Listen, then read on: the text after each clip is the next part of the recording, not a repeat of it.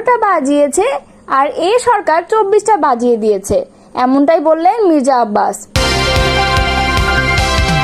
মির্জা আব্বাস মন্তব্য করেছেন, দেশে অরাজকতা হলেই বিএনপির নাম জড়াচ্ছে একটি পক্ষ। আওয়ামী লীগের মতো কাজ করলে আমরা 15 দিনও টিকব না বলে মন্তব্য করেছেন মেজর হাফিজ। নির্বাচন বানচালে গন্ডগোলের আশঙ্কা দেখছেন মেজর হাফিজ। এতক্ষণ শুনছিলেন সংবাদ শিরোনাম, এবারে বিস্তারিত। জাতীয় পার্টির একাংশের চেয়ারম্যান আনিসুল ইসলাম মাহমুদ, মহাসচিব ABM Ruhul Amin, Howlader senior co chairman কাজী ফিরোজ রশিদ নির্বাচিত হয়েছে। শনিবার ইমানুয়েল পার্টি সেন্টারে জাপার 10তম জাতীয় কাউন্সিলে তাদের নির্বাচিত করা হয়। কাউন্সিলের নির্বাহী চেয়ারম্যান হিসেবে মোহাম্মদ মুজিবুল হক চুন্নুকে নির্বাচিত করা হয়েছে। এই নির্বাচিত নেতারা আগামী 15 দিনের মধ্যে পূর্ণাঙ্গ কমিটি ঘোষণা করবেন। আওয়ামী লীগের আমলে অবৈধ নির্বাচনে অংশ নেওয়ায় দেশবাসীর কাছে ক্ষমা চেয়েছেন মোহাম্মদ মুজিবুল হক চুন্নু। তিনি বলেন, আমরা দলীয়ভাবে নির্বাচনে অংশগ্রহণ করে কোনো বেআইনি কাজ করিনি। যদি নৈতিকভাবে কোনো ভুল হয়ে থাকে, কোনো ভ্রান্তি হয়ে থাকে, তাহলে এই কাউন্সিলে দাঁড়িয়ে জাতীয় পার্টির পক্ষ থেকে দেশবাসীর কাছে আমরা নিঃশর্ত ক্ষমা চাই। চুন্নু বলেন, গত প্রায় 4 বছর আমি জাতীয় পার্টির মহাসচিব হিসেবে ছিলাম। ভুল ভ্রান্তি আমার থাকতে পারে, যে সমস্ত ভুল ভ্রান্তি ছিল সেগুলো আপনারা ক্ষমাসুন্দর দৃষ্টিতে দেখবেন। জাতীয় পার্টির মহাসচিব হিসেবে আমি দেশবাসীর কাছে একটি কথাই বলবো, আমরা রাজনীতি করতে গিয়ে দলীয় সিদ্ধান্তে সবসময় হয়তো সঠিক সিদ্ধান্ত নিতে পারিনি। আমরা বিগত অনেকগুলো নির্বাচন করেছি, অনেক সময় অনেকে আমাদের বিভিন্নভাবে কটূক্তি করেন, বিভিন্ন দলের সহযোগী বা স্বৈরাচার সহযোগী হিসেবে আমাদের আখ্যায়িত করেন।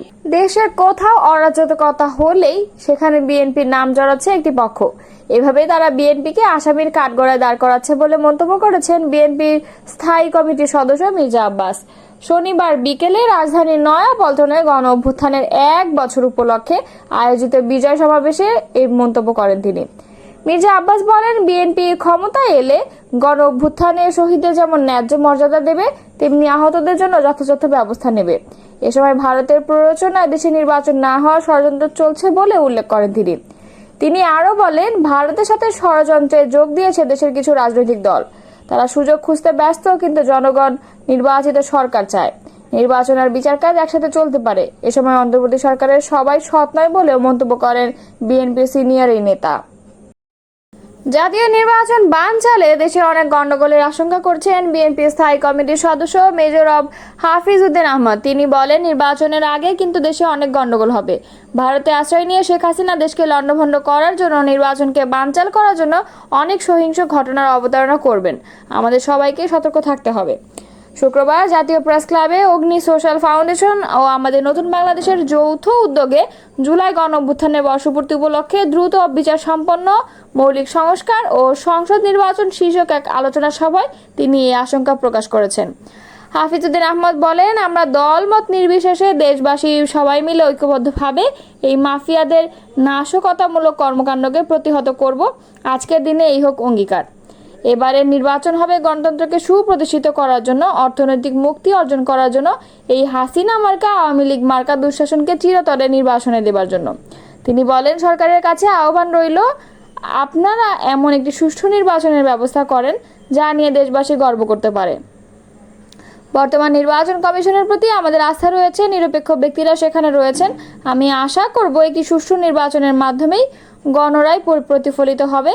এই নির্বাচনের জন্য দীর্ঘদিন ধরে বাংলাদেশের মানুষ অপেক্ষা করে আছে। অনেক মানুষ জীবন দিয়েছে গণতন্ত্র ফেরানোর জন্য, সুষ্ঠু নির্বাচন পাওয়ার জন্য।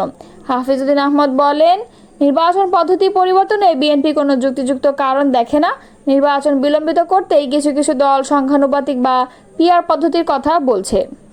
অন্তর্বর্তী সরকারের আমলে দেশের সার্বিক পরিস্থিতির মারাত্মক অবনতি হয়েছে বলে দাবি করেছেন বিএনপির জাতীয় স্থায়ী কমিটির সদস্য মির্জা আব্বাস। তিনি বলেছেন, দেশের অবস্থা হাসিনা 12টা বাজিয়েছে, এই সরকার 24টা বাজিয়ে দিছে। শনিবার বিকালে জাতীয়তাবাদী সামাজিক সাংস্কৃতিক সংস্থা আয়োজিত আলোচনা সভায় মির্জা আব্বাস এ কথা বলেন। গণ অভ্যুত্থানের 1 বছর পূর্তিতে নয়াপল্টনে বিএনপির কেন্দ্রীয় কার্যালয়ের সামনে এই আলোচনা সভা ও সাংস্কৃতিক অনুষ্ঠানের আয়োজন করে জাসাসের ঢাকা মহানগর দক্ষিণ শাখা।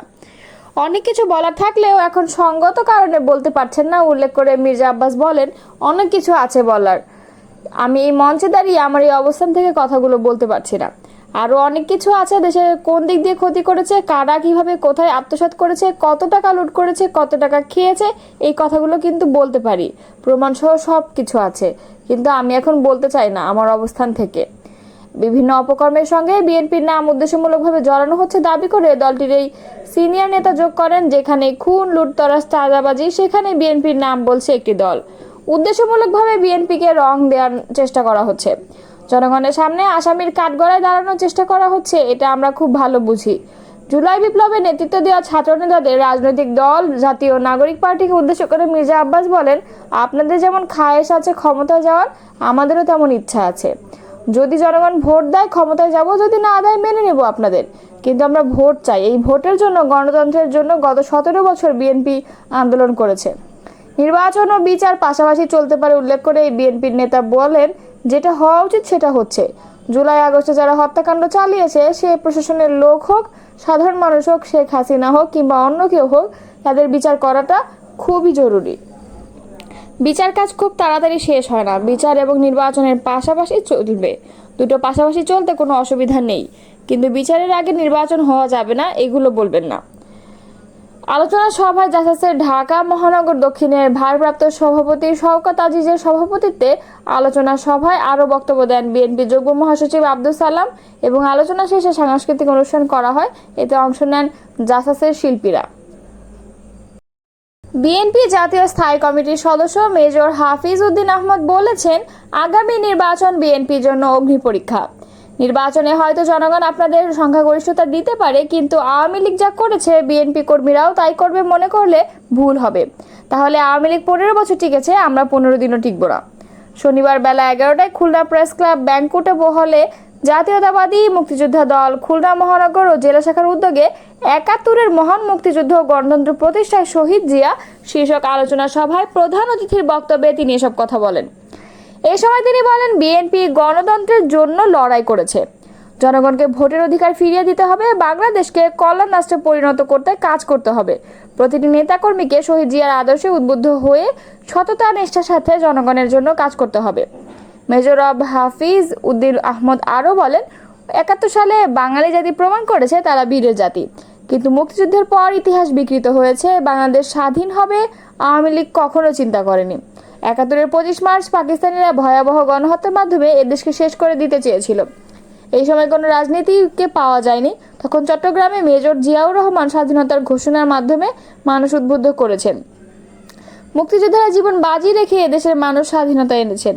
তিনি বলেন, প্রকৃত মুক্তিযোদ্ধারা অন্ধকারে রয়ে গেছেন। 1971 সালের মুক্তিযুদ্ধ ছিল গণতন্ত্র প্রতিষ্ঠার যুদ্ধ, কিন্তু যুদ্ধের পর শেখ মুজিব যেমন বাকশাল প্রতিষ্ঠার পায়তারা করেছিলেন, ঠিক তেমনি 2024 সালের গণঅভ্যুত্থানকেও ভিন্নভাবে উপস্থাপন করে মানুষকে বিভ্রান্ত করা হচ্ছে।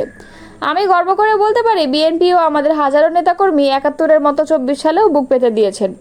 মুক্তিযোদ্ধা দল খুলনা মহানগরীর সভাপতি শেখ আলমগীর হোসেনের সভাপতিত্বে আলোচনা সভায় প্রধান বক্তা ছিলেন জাতীয়তাবাদী মুক্তিযোদ্ধা দল কেন্দ্রীয় কমিটির সভাপতি ইশতিয়াক আজিজ উলফাত।